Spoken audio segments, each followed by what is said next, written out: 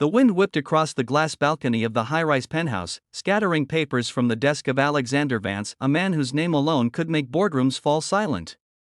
He was everything the world envied, a billionaire CEO, a self-made legend, a man whose suits cost more than most people's yearly rent. Yet that night, as he stared into the distant skyline of New York, he'd never felt more hollow. It was supposed to be his engagement night, an event the media had been buzzing about for months. But instead of an elegant woman waiting for him at the gala, he received a text message that read only 6 words: "I can't do this anymore, Alex." He crushed his phone in his hand, the glass cracking like his heart. If you believe in kindness, in second chances, and in the beauty of unexpected love, please take a moment to like, comment, share, and subscribe to Kindly Tube. Your support helps more heartfelt stories like this reach the world. By morning, Alexander was a man on autopilot. The tabloids were merciless. Billionaire left at the altar. Cold-hearted CEO gets dumped before engagement. He didn't care about the headlines, but what haunted him was how easily people believed he was incapable of love. Maybe they were right. Love had betrayed him before: his parents' bitter divorce, his fiancée's greed, and the endless parade of women who only wanted his fortune. That evening, his best friend and assistant, Marcus, urged him to attend an upcoming charity gala to save face. "You can't go alone again, Alex. The board's watching. The investors think you've lost it. Just show up with someone." Alexander rubbed his temples. Someone? Marcus, do you think women line up to be the fake fiancé of the man the internet calls heartless Vance? But that's when fate intervened. At a quiet corner cafe, while trying to disappear from the world with a cup of black coffee, Alexander overheard a soft voice at the counter. "Please, can you give me one more day? I'll have the rent tomorrow, I promise." The barista shook his head apologetically. The woman's eyes welled up, her hands trembling as she held a small tray of cupcakes she was trying to sell. She was in her late 20s, dressed in a worn beige coat, her hair tied in a messy bun, eyes tired yet kind. Her name, as he soon learned, was Sophie Calder. She was a part-time baker, caring for her younger brother after their parents' accident years ago. Alexander watched her leave, her shoulders slumped under invisible weight. Something stirred in him, an emotion he hadn't felt in years. Minutes later, he followed her outside and said in his deep, calm tone, "Miss, wait." She turned, startled. Do I know you?" "No," he said, slipping a business card from his pocket. "But I think you can help me." When he explained his proposal, $10,000 to pretend to be his fiancée for 1 week, Sophie almost laughed. "You can't be serious." "I am," he said, his expression unreadable. "It's business. No strings attached. I need someone genuine to stand beside me for a week. You'll get the money, I'll get the silence of the press." Sophie hesitated. "Why me?" He glanced at the crushed cupcake box in her hands and said quietly, "Because you don't look like someone who wants anything from me, except maybe hope." It wasn't a proposal. It was desperation meeting desperation. 2 days later, Sophie found herself in a stunning white dress, walking into a glittering gala at his side. Cameras flashed, people whispered. To the world, they looked like the perfect couple, his hand resting gently at her waist, her eyes shimmering under the chandeliers. But behind every perfect photograph was a heartbeat of tension. At first, Sophie felt out of place among the elite, every smile rehearsed, every compliment hiding judgment. But she was different, unpretentious, warm, real.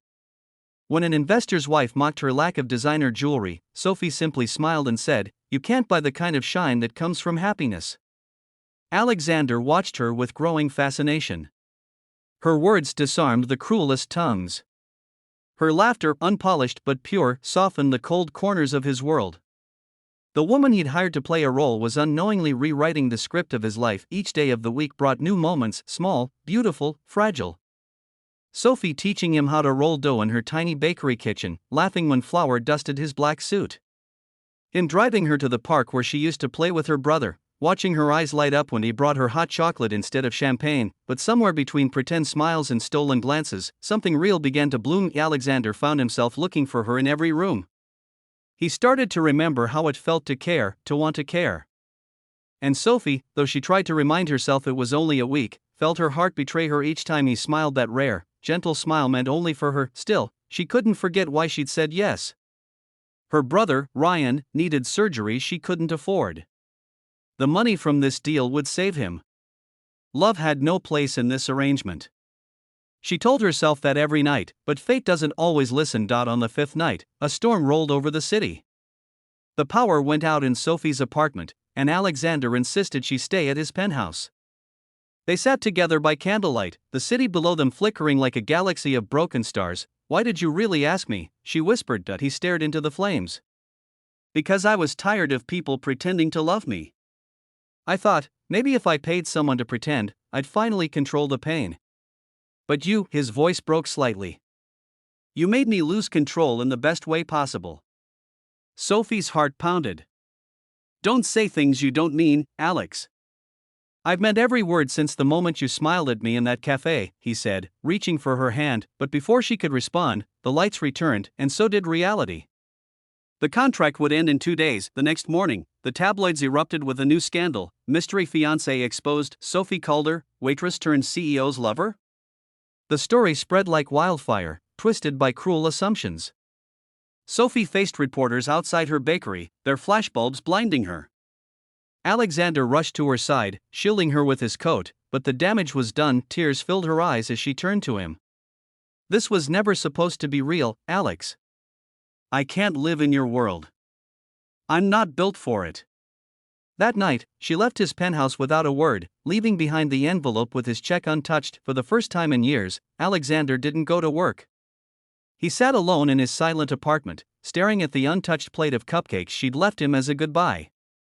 He realized he could rebuild empires but not replace hearts. Days turned into weeks. Her bakery struggled but stayed open, thanks to loyal neighbors who admired her kindness. Yet every evening, she'd find herself staring at the door, wondering if he'd ever walk in again. Then one morning, as she opened her shop, a familiar voice said softly, "You're out of blueberry muffins again." She froze. Alexander stood there, holding a bouquet of sunflowers, her favorite. Gone was the cold CEO. His eyes were tired, sincere, vulnerable. "I didn't come to buy you," he said. "I came to ask for forgiveness." She folded her arms, trying to steady her voice. "You don't have to apologize, Alex. It was just business." "No," he said firmly. "It stopped being business the moment I realized your smile was the only thing keeping me human." He stepped closer, placing an envelope on the counter. "Not money this time. It's the deed to this shop. Paid in full. You won't lose it again."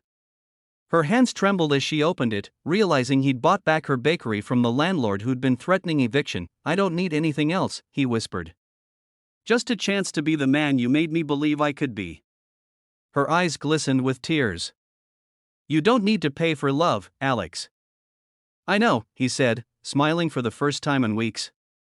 "That's why I'm not offering $10,000 this time. I'm offering forever." The bakery bell chimed softly as he took her hand.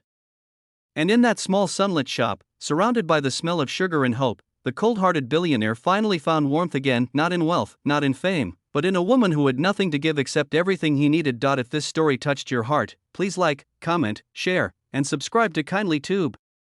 Your support helps spread stories of hope, healing, and second chances.